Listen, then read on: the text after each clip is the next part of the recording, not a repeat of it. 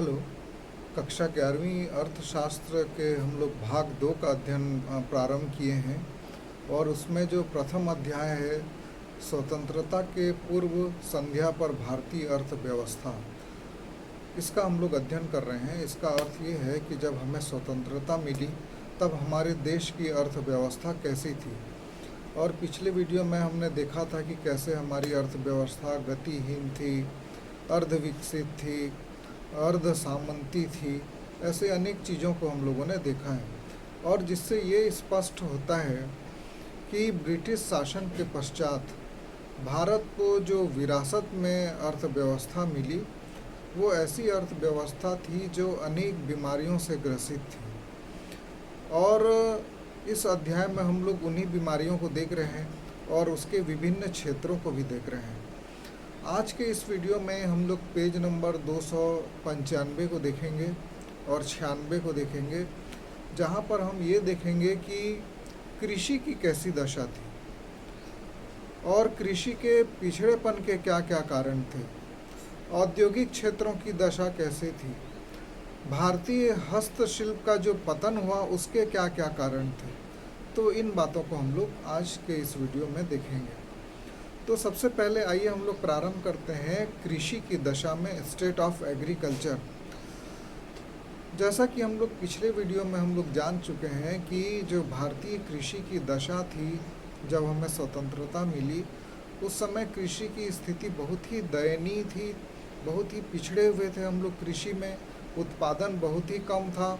और विभाजन के कारण हमने ये भी देखा था कि अधिकांश जो उपजाऊ भूमि है वो पाकिस्तान के एरिया में चले गया, जहाँ पंजाब और सिंध प्रांत आते हैं। तो उसके बाद हमारे देश का उत्पादन भी बहुत कम पड़ गया था, अर्थात जितनी हमारी जनसंख्या थी उसके पेट भरने के लायक भी उत्पादन हम लोग नहीं कर पा रहे थे। तो कैसी थी इसके बारे में और हम लोग देखते हैं कि पहला जो था दशा हमारी पिछड़ी हुई थी, गतिहीन थी। उसका कारण था कि कृषि का उत्पादन व उत्पादकता का निम्न स्तर, अर्थात उत्पादन भी कम थी और उत्पादकता का स्तर भी निम्न था। और ये इसलिए निम्न था क्योंकि हमारा जो उत्पादन का स्तर था वो अन्य देशों की तुलना में बहुत कम था। इसका मुख्य कारण औपनिवेशिक शासन या ब्रिटिश शासन द्वारा लागू की गई भूमि व्यवस्था की प्रणालियाँ थी। उन्होंने जो प्रणाली लागू की थी भूमि व्यवस्था की, वो इसका प्रमुख कारण थे। साथ ही साथ जो प्रौद्योगिकी है, टेक्नोलॉजी है, उसका स्तर बहुत निम्न था। सिंचाई सुविधाओं का बिल्कुल भी अभाव था, सिर्फ मानसून के वर्षा पर हमारी खेती निर्भर थी। उर्वरकों अर्थात जो रासायनिक खाद हैं उनका प्रयोग बिल्कुल ना के बराबर किया जाता था और इसीलिए हमारे देश का जो उत्पादन था वो बहुत कम था। इसके अलावा और भी कुछ कारण थे, जैसे कि मानसून पर अधिक निर्भरता। चूँकि सिंचाई के साधन हमारे देश में उपलब्ध नहीं थे, वैसा व्यवस्था ही नहीं की गई, विकास ही नहीं किया गया, बांधों का निर्माण, नहरों का निर्माण नहीं हुआ था, इसलिए सिंचाई पूर्ण रूप से मानसून पर निर्भर थी। कक्षा 9वीं और 10वीं में तो आप लोगों ने पढ़ा ही होगा कि भारतीय कृषि मानसून का जुआ है, अर्थात जब पानी अच्छा गिरता है तो हमारे देश में उत्पादन अच्छा होता है और यदि ज़्यादा वृष्टि हो गई या कम वृष्टि हुई तो हमारे देश में उत्पादन कम हो जाता है। उसके बाद था भू राजस्व प्रणाली, जो तीसरा कारण था। पहला हमने देखा था उत्पादकता का निम्न स्तर, दूसरा हमने देखा मानसून पर अधिक निर्भरता और तीसरा देखेंगे भू राजस्व प्रणाली। ब्रिटिश शासनकाल के दौरान जो जमींदार थे वो भूस्वामी थे, पूरा अधिकार जमींदारों को दे दिया था और जमींदारों का मुख्य उद्देश्य था सिर्फ लगान को अधिकतम करना, लोगों को कैसे भी प्रताड़ित करके, चाहे उत्पादन हुआ हो या न हुआ हो, चाहे बाढ़ आया हो, चाहे अकाल पड़ा हो, उनको केवल लगान वसूलने से मतलब था और वो लगान वसूलते थे और उसका एक भाग ब्रिटिश गवर्नमेंट को दे देते थे। तो इन सभी कारणों से जो हमारे देश की जो कृषि थी वो अत्यंत ही गतिहीन और दयनीय थी। और इसके अलावा भी पिछड़ेपन और गतिहीन के लिए उत्तरदायित्व कारण थे, जैसे कि यहाँ लिखा हुआ है भू राजस्व प्रणाली। कृषि क्षेत्र की गतिहीनता का मुख्य कारण औपनिवेशिक शासन द्वारा लागू की गई भू राजस्व प्रणालियाँ थे। कृषि कार्यों से होने वाले समस्त लाभ को जमींदार हड़प लेते थे और किसानों के पास बहुत कम बचता था, जिससे उनका बड़ी मुश्किल से गुजारा हो पाता था। और यही नहीं, अधिकांश जमींदार तथा सभी औपनिवेशिक शासकों ने कृषि क्षेत्रों की दशा को सुधारने के लिए कोई काम नहीं किया। लगान तो वसूलते थे, लेकिन सुधारने के लिए भी उन्होंने कोई काम नहीं किया। जमींदारों की रुचि किसानों की आर्थिक दुर्दशा की अनदेखी कर उनसे से अधिक लगान संग्रह करना था। चाहे उनकी किसानों की कोई भी दशा हो, जमींदारों को केवल लगान वसूलने से ही मतलब रहता था। उसके बाद पुरानी तकनीक का प्रयोग किया जाता था। ये भी कृषि के पिछड़ेपन का एक प्रमुख कारण है। सिंचाई सुविधा का अभाव था, उर्वरकों का प्रयोग नहीं किया जाता था। तीसरा कारण है कृषि का व्यापारीकरण, है ना, कॉमर्शियलाइजेशन ऑफ एग्रीकल्चर। देश के कुछ क्षेत्रों में कृषि के व्यापारीकरण के कारण नकदी फसलों की उच्च उत्पादकता के प्रमाण भी मिलते हैं, ऐसा नहीं है कि नहीं था। किंतु उच्च उत्पादकता का लाभ जो है वो भारतीय किसानों को नहीं मिलता था। उन्हें तो खाद्यान्न के स्थान पर नकदी फसलों का उत्पादन करना पड़ता था, ऐसी फसलें जिनको बेचकर नकदी प्राप्त होता है और जिसका प्रयोग अंततः इंग्लैंड में लगे कारखानों में किया जाता था कच्चे माल के रूप में। तो इस प्रकार हमारे देश की अर्थव्यवस्था, कृषि की दशा स्वतंत्रता प्राप्ति के समय बहुत ही दयनीय थी। आइए अब देखते हैं कि औद्योगिक क्षेत्र, इंडस्ट्रियल सेक्टर की क्या दशा थी। जैसा कृषि की दयनीय दशा थी, वैसे ही उद्योगों की भी दशा थी। भारत एक सुदृढ़ औद्योगिक आधार का विकास करने में असफल रहा था। देश के विश्व प्रसिद्ध शिल्प कलाओं का पतन हो रहा था। हमारे देश की शिल्प कला पहले बहुत महान थी, बहुत प्रचलित थी, लेकिन उसका भी पतन हो रहा था।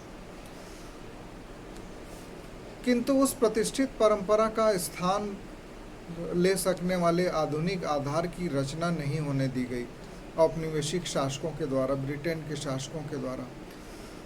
और इसके पीछे विदेशी शासकों का एक उद्देश्य था।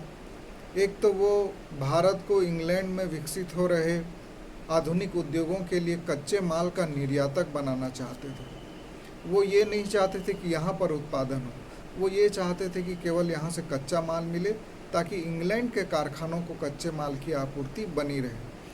और दूसरा, वहाँ से उत्पादन करने के बाद जो सामान बने उसको वो आके भारत में ही बेचें। यही ब्रिटिश शासकों का मुख्य उद्देश्य था। वो भारत को एक विशाल बाजार के रूप में देखते थे, अर्थात कच्चा माल यहाँ से खरीद कर ले जाना, इंग्लैंड में बनाना और बना के महंगे दामों में भारत में ही बेचना। और इसीलिए यहाँ पे आधारभूत उद्योगों की स्थापना पर ध्यान नहीं दिया गया, आधारभूत संरचना के विकास में ध्यान नहीं दिया गया, और इसके कारण से यहाँ पर औद्योगिक दशा बहुत दयनीय हो गई। 19वीं शताब्दी के उत्तरार्ध में कुछ आधुनिक उद्योगों की स्थापना होने लगी थी, किंतु उनकी उन्नति भी बहुत धीमी थी। प्रारंभ में केवल सूती वस्त्र और पटसन उद्योगों को आरंभ किया गया, और सूती कपड़ा मिलें प्रायः भारतीय उद्यमी क्षेत्रों में ही अवस्थित थी। पटसन उद्योग की स्थापना का श्रेय विदेशियों को दिया जा सकता है, और ये उद्योग भी केवल बंगाल प्रांत तक ही सीमित रहा। तो इस प्रकार हम लोग देखते हैं कि कृषि के साथ साथ औद्योगिक दशा भी बहुत ही दयनीय थी। एक प्लांट प्रारंभ किया गया औद्योगिक आधारभूत संरचना से जुड़ा हुआ, जिसको कि लौह और इस्पात उद्योग बोलते हैं, और ये टाटा में टिस्को की स्थापना की गई, Tata iron and steel company 1907 में। और द्वितीय विश्व युद्ध के बाद ही चीनी सीमेंट कागज के कुछ कारखाने स्थापित किए गए। अब देखते हैं कि भारतीय जो हस्तशिल्प, जो बहुत ही विश्व प्रसिद्ध था, लोगों की रोजी रोटी का जरिया था, उसका पतन होने लगा। तो उसके पतन होने के क्या क्या कारण थे? पहला था विभेदात्मक शुल्क नीति अपनाई गई थी, सीमा शुल्क नीति।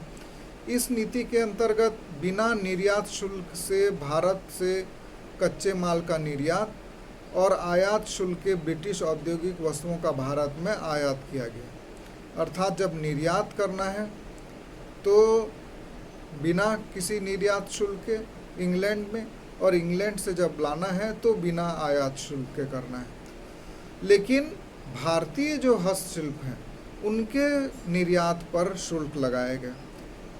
जो इंग्लैंड के कारखाने थे उनको निर्यात करने और आयात करने में कोई टैक्स नहीं देना पड़ता था, लेकिन जो भारतीय शिल्पकार थे उन पर भारी टैक्स लगाया गया, जिसके कारण चीज़ें महंगी हो गई और उनकी बिक्री कम पड़ गई। इसीलिए भारतीय हस्तशिल्प का पतन हुआ। दूसरा, राज दरबारों का लुप्त होना। ब्रिटिश शासनकाल से जितने भी नवाब, राजा, राजकुमार, सम्राट हुआ करते थे, और ये जो सम्राट होते थे ये हस्तशिल्प को संरक्षण प्रदान करते थे। लेकिन ब्रिटिश शासनकाल के दौरान ये राज दरबारों का अंत हो गया, और इसके कारण से जो नवाबों और सम्राटों का संरक्षण मिलता था वो भी ख़त्म हो गया। उसके बाद तीसरा कारण था प्रतियोगिता बहुत बढ़ गई, क्योंकि ब्रिटेन में जो निर्मित होती थी वस्तुएं वो मशीन से और उच्च गुणवत्ता वाली होती थी और सस्ती पड़ती थी, जबकि भारत में जो चीज़ें बनती थी वो हाथ से बनाई जाती थी और उसके कारण उनकी लागत बहुत बढ़ जाती थी। तो प्रतियोगिता के कारण भारतीय चीज़ों का दाम ज़्यादा था, ब्रिटेन में बनी वस्तुओं का दाम कम था, इसलिए ये प्रतियोगिता में टिक नहीं पाए। चौथा कारण था मांग के स्वरूप में बदलाव। चूँकि ब्रिटिश शासन था उसी समय ख़त्म हुआ था, लेकिन वहाँ की संस्कृति हमारे देश में हावी हो गई थी, जिसको कि पाश्चात्य संस्कृति बोलते हैं, और हमारे लोग भी पाश्चात्य संस्कृति को अपनाने लगे, जिसके कारण से ब्रिटिश वस्तुओं की मांग बढ़ने लगी और हमारे देश के उत्पादित वस्तुओं की मांग घटने लगी। तो इस प्रकार हमारे देश का जो हस्तशिल्प है वो धीरे धीरे उसका पतन होता गया।